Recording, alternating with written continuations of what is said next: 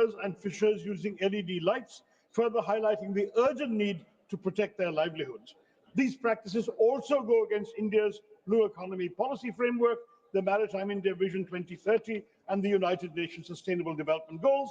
I therefore urge the Honourable Minister to enforce the prohibition on and effectively curb bull trawling and the use of artificial lights or LED lights by involving the Coast Guard and the Indian Navy in this matter and strengthening coordination between them. Thank you very much, Madam Chair.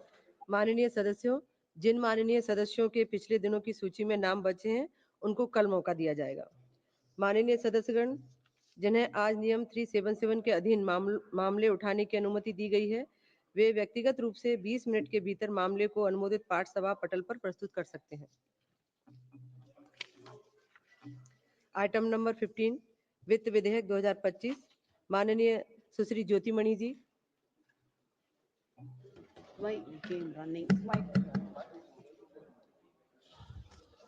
Honorable Chairperson, thank you for the opportunity to speak on the Finance Bill 2025.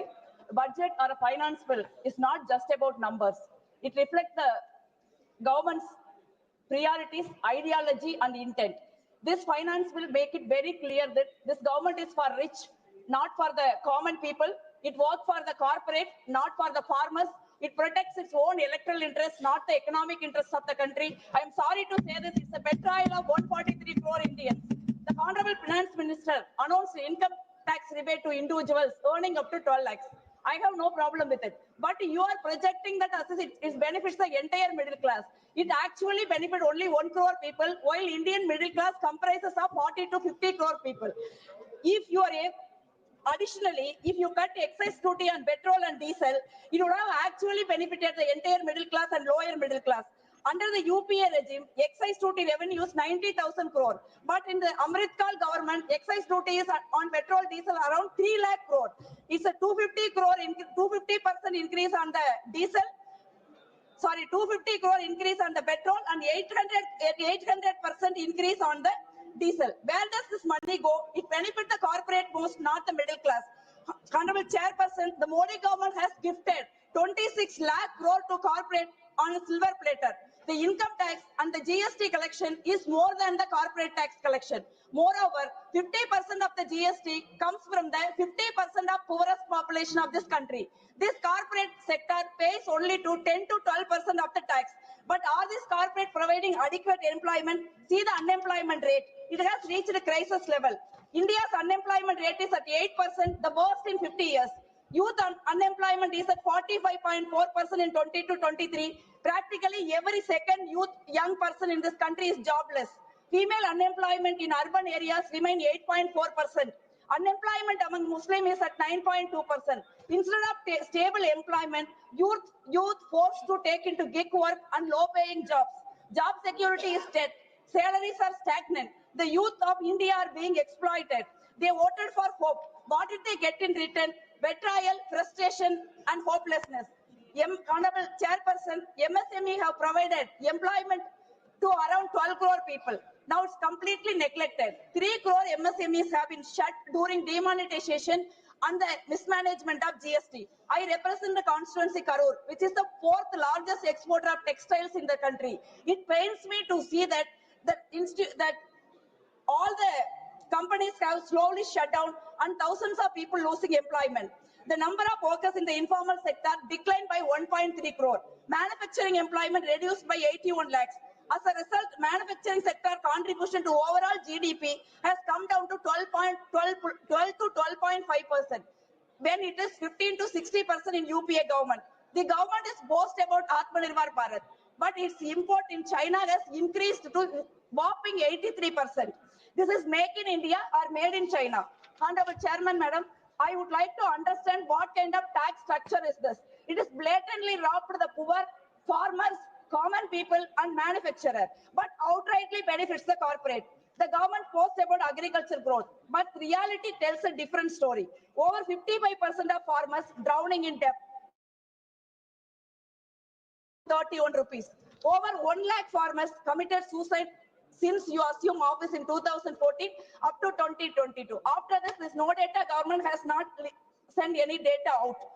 Now, in the last 10 years, This government has given 26 lakh crore to the corporates in the form of bad loan waiver and corporate tax cut.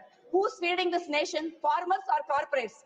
The government promised to double the farmers' income by 2022 and promised the legal guarantee to MSP. But now it's a forgotten promise because farmers don't buy electoral bonds to BJP. Honorable Speaker, sir, minorities in this country have systematically excluded, economically weakened, politically targeted. Pre-metric and post-metric scholarship for minority students have been slashed by 60% from 2,515 crore to just 1,689 crore. The Maulana Azad Fellowship have been completely scrapped. Funds for the Ministry of Minority Affairs reduced by 2,000 crores when compared to UPA government. This is not a development. This is an economic blockade against minorities. Honorable Speaker, Madam, there is a systematic discrimination against my state of Tamil Nadu.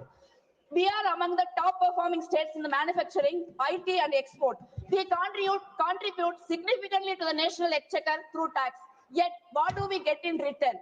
We are completely targeted, systematically discriminated, and face the betrayal and unfair treatment. The government is not just neglecting Tamil Nadu, but it actively punishing us for being successful, politically independent and progressive. If we think this financial bill is an economic document, we are mistaken. This is a political weapon in the hands of ruling party used to suppress the state that do not align with the ideology of the BJP, which is divisive and hateful. I'm finishing with Madam.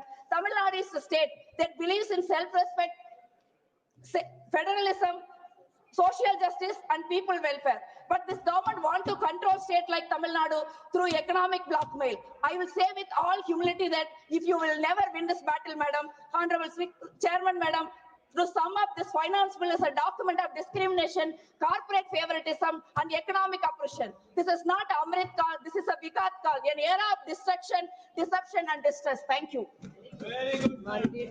माननीय सदस्य श्री धीरेन्द्र सिंह माने जी है नहीं क्या? माननीय सदस्य श्री धीरेन्द्र सिंह माने जी। नमस्कार, धन्यवाद अध्यक्ष महोदय, आपने मुझे सदन में फाइनेंस बिल 2025 पे बोलने का मौका दिया। आज भारत देश एक नई प्रगति की आयाम छू रहा है और इस रफ्तार को आगे ले जाने का काम प्रधानमंत्री नरेंद्र मोदी जी की सरकार कर रही है। निश्चित रूप से मैं आपका ध्यान अनेक चीजों पे आकर्षित करना चाहूंगा, लेकिन सबसे पहले